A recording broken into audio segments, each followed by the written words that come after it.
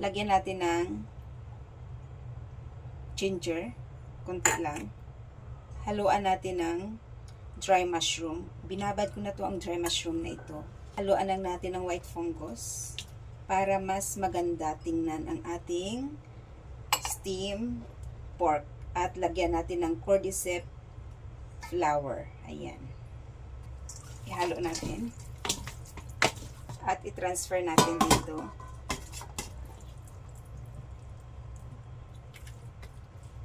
Ito na ang ating marinated pork.